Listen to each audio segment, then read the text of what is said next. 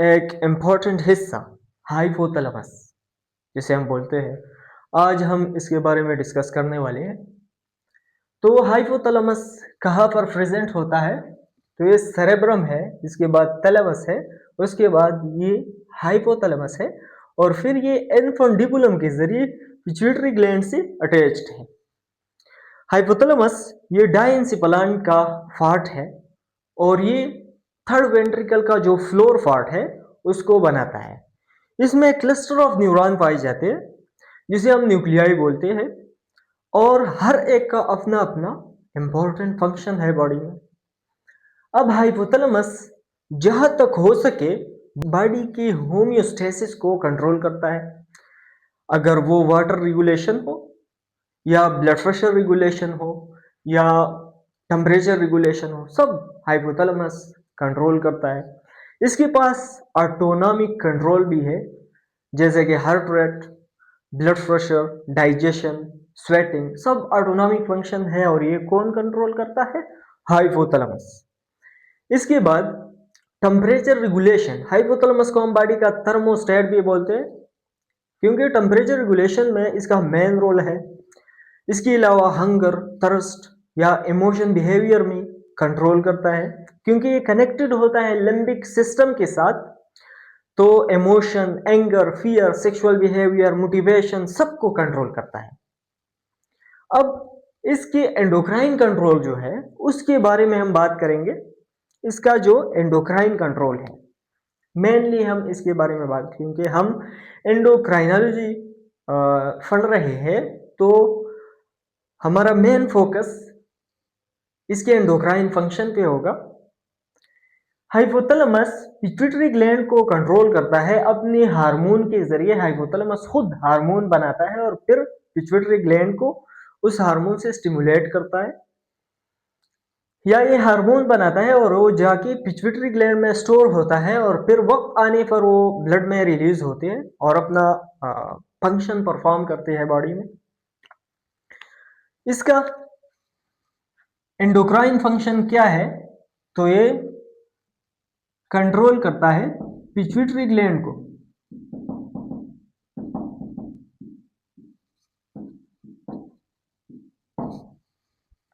और pituitary gland आगे जाके तमाम एंडोक्राइन सिस्टम को कंट्रोल करता है।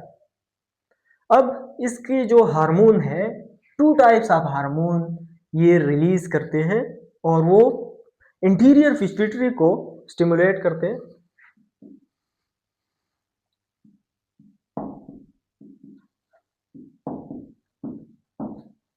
एक को हम बोलते हैं releasing hormone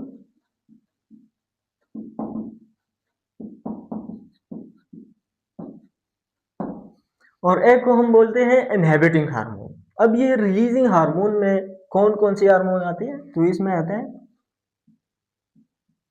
thyrotrophin releasing hormone, ये जाके इंटीरियर पिट्यूटरी को स्टिमुलेट करता है और वो सीक्रेट करता है टीएसएच को, थायराइड स्टिमुलेटिंग हार्मोन को। थायराइड स्टिमुलेटिंग हार्मोन जाके थायराइड ग्लैंड को स्टिमुलेट करता है और फिर वो T3 और T4 का रिलीज कर देता है।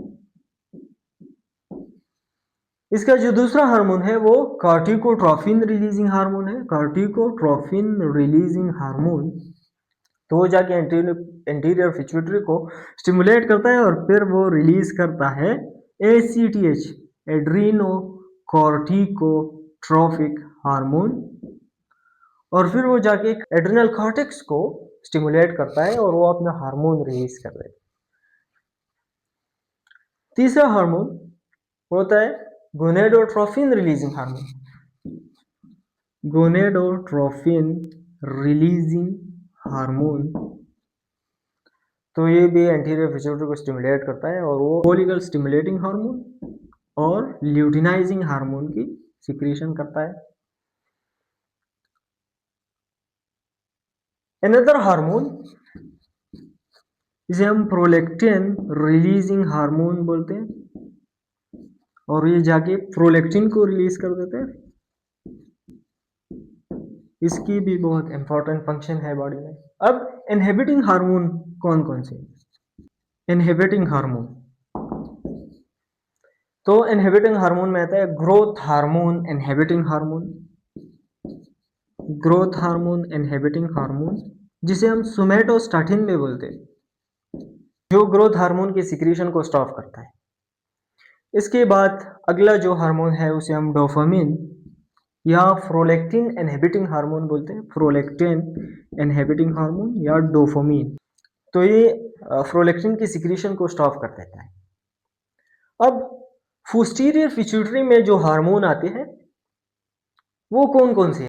हाइपोथैलेमस हार्मोन बनाते हैं और फिर वो जाके पोस्टीरियर पिट्यूटरी में स्टोर होते हैं और वक्त आने पर ब्लड में रिलीज होते हैं। तो अब हम ये एंटीरियर पिट्यूटरी के हार्मोन थे। अब पोस्टीरियर पिट्यूटरी, इसके जो हार्मोन है वो हाइपोथैलेमस में बनते हैं। अब इसके जो हार्मोन है वो हाइपोथैलेमस में बनते हैं और फिर ये हार्मोन जाके पोस्टीरियर पिट्यूटरी में स्टोर होते हैं। दो हार्मोन है बहुत इंपॉर्टेंट, एक है एडीएच जिस पे आज हम बात करने वाले हैं, anti diuretic hormone. It prevent the formation of dilute urine. और दूसरा होता है ऑक्सीटोसिन। ऑक्सीटोसिन भी एक इम्पॉर्टेंट हार्मोन है और ये यूटेरिन कॉन्ट्रैक्शन और मिल्क एजेक्शन में बहुत अहम रोल प्ले कर रहे हैं। यूटेरिन कॉन्ट्रैक्शन और मिल्क एजेक्शन इसका काम होता है। अब हम एडीएच पे बात करने वाले anti diuretic hormone. ADH anti diuretic hormone. ADH को हम वेसोप्रेसिन भी बोलते हैं क्योंकि आर्टरीज के वाल की जो स्मूथ मसल है इसे कंट्रैक्ट कर देते हैं जिसकी वजह से बीपी बढ़ जाता है, तो इसे हम वेसोप्रेसिन भी बोलते हैं, also called vasopressin. It save each drop of water in the body, मतलब बॉडी में जो वाटर कंजर्वेशन होती है वो एडीएच की वजह से होता है। इसकी ओरिजिन क्या है ये, या ये कहाँ पर बनते हैं, तो ये हाइपोथैलेमस की सुप्राऑप्टिक न्यूक्लियस और फेरावेंट्रिकुलर न्यूक्लियस, मेनली ये सुप्राऑप्टिक न्यूक्लियस में बनते हैं और थोड़ी सी अमाउंट फेरावेंट्रिकुलर न्यूक्लियस में भी बनते हैं। हाइपोथैलेमस में क्लस्टर ऑफ न्यूरॉन पाए जाते हैं जिसको हम न्यूक्लियाई बोलते हैं और हर एक न्यूक्लियस के अपना अपना फंक्शन होता है। तो एडीएच जो है वो सुप्राऑप्टिक न्यूक्लियस या फेरावेंट्रिकुलर न्यूक्लियस में बनता है। फिर ये ट्रांसपोर्ट होता है, इसकी ट्रांसपोर्ट एक कैरियर प्रोटीन की मदद से होती है जिसे हम न्यूरोफाइसिन बोलते हैं, न्यूरोफाइसिन। और अलोंग द एक्सॉन, ये कहाँ पर आते हैं, हाइपोथैलेमस से पोस्टीरियर पिट्यूटरी ग्लैंड वहां पर आते हैं और वहां पर स्टोर होते हैं। अब इसका फंक्शन, या पहले हम इसके स्ट्रक्चर के बारे में बात करते हैं। तो एडीएच जो है ये एक पेप्टाइड हार्मोन है और ये 9 अमीनो एसिड से इसका स्ट्रक्चर बना हुआ है। एडीएच और ऑक्सीटोसिन के स्ट्रक्चर में सिर्फ 2 अमीनो एसिड का फर्क होता है, बाकी ये सेम होते हैं। अब इस एडीएच के 2 टाइप्स होते हैं। एक होता है जो हम में पाया जाता है, मतलब ह्यूमन में जो एडीएच पाया जाता है उसमें अर्जिनिन होता है, तो इसलिए हम इसे अर्जिनिन वेसोप्रेसिन बोलते हैं, अर्जिनिन वेसोप्रेसिन। अब इसमें लाइसिन भी होता है मगर वो फिग में होता है, फिग जो होते हैं उसकी एडीएच में लाइसिन पाए जाते हैं, तो इसलिए हम उसे लाइसिन वेसोप्रेसिन बोलते हैं, लाइसिन वेसोप्रेसिन। अब इसका स्ट्रक्चर, तो फिनाइल एलानिन, उसके बाद थायरोसिन, उसके बाद सिस्टीन, फिर सिस्टीन, इसके बाद आता है ग्लूटामिक एसिड और एस्फराजिन। इसके बाद फ्रूलिन अर्जिनिन ग्लाइसिन, फ्रूलिन अर्जिनिन और ग्लाइसिन। अब इसके बाद ये तो एडीएच का स्ट्रक्चर है। ऑक्सीटोसिन के स्ट्रक्चर में सिर्फ दो अमीनो एसिड का फर्क होता है।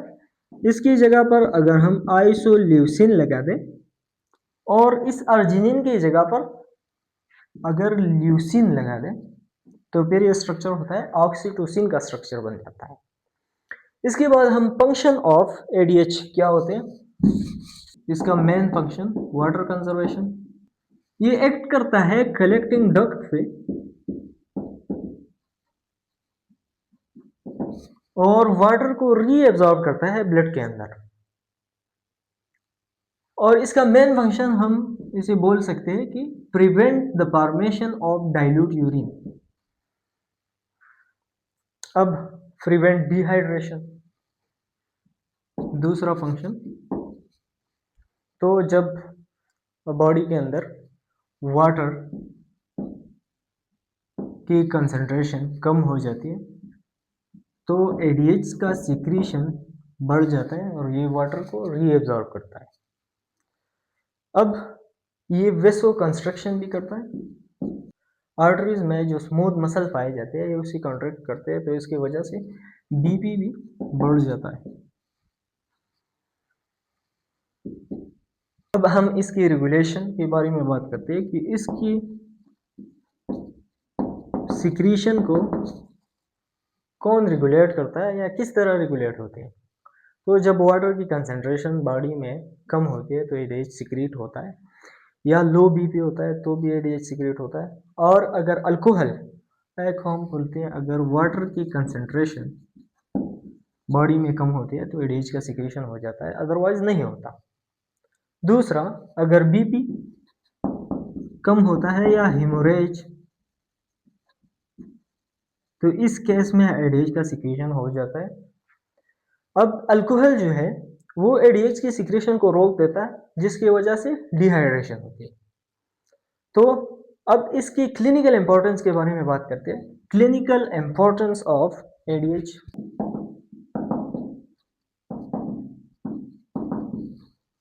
जब इसकी डिफिशियंसी होती है तो एक बीमारी होती है जिसे हम डायबिटिस इंसिपिडस बोलते हैं। डायबिटिस वो बीमारियां होती है जिसमें बार बार यूरिनेशन आते हैं। एडीएच की डिफिशियंसी की वजह से एक बीमारी होती है जिसे हम डायबिटिस इंसिपिडस कहते हैं। डायबिटिस इंसिपिडस में क्या होता है कि जब एडीएच की डिफिशियंसी होती है तो बॉडी की यूरिनरी आउटपुट बहुत ज़्यादा हो जाती है। नॉर्मली अगर हम बात करें तो एक नॉर्मल पर्सन की यूरिनरी आउटपुट तकरीबन मैक्सिमम 2 लीटर पर डे होता है, लेकिन इस बीमारी में 10 to 15 लीटर पर डे इतनी यूरिनरी आउटपुट होती है। तो इसकी वजह से थर्स्ट भी बहुत ज़्यादा होता है। इसके दो अकसाम होते हैं, एक को हम बोलते हैं सेंट्रल डायबिटिस इंसिपिडस जिसमें एडीएच नहीं बनता, मतलब हाइपोथैलेमस एडीएच को नहीं बनाता। और दूसरा जिसे हम बोलते हैं नेफ्रोजेनिक डायबिटिस इंसिपिडस, तो किडनी एडीएच को रिस्पॉन्ड नहीं करता। तो ये दूसरा किस्म है। अब अगर ये किडनी की प्रॉब्लम होती है। अब अगर एडीएच का लेवल हद से बढ़ जाए, मतलब ये एक्सिस में हो, तो फिर क्या होता है, एक बीमारी होती है जिसे हम syndrome of inappropriate ADH secretion, syndrome of inappropriate ADH secretion, यह एक बीमारी होती है जिसकी वजह से बहुत ज़्यादा वाटर कंजर्वेशन होती है बॉडी में और जगह जगह पर एडिमास बनते हैं, ब्रेन जो है वो स्वेल होते हैं। तो बिना आवाज़ के एक साइलेंट प्रोटेक्टर है एडीएच, बिना इसकी ज़िंदगी लिटरली ड्राई हो जाती है।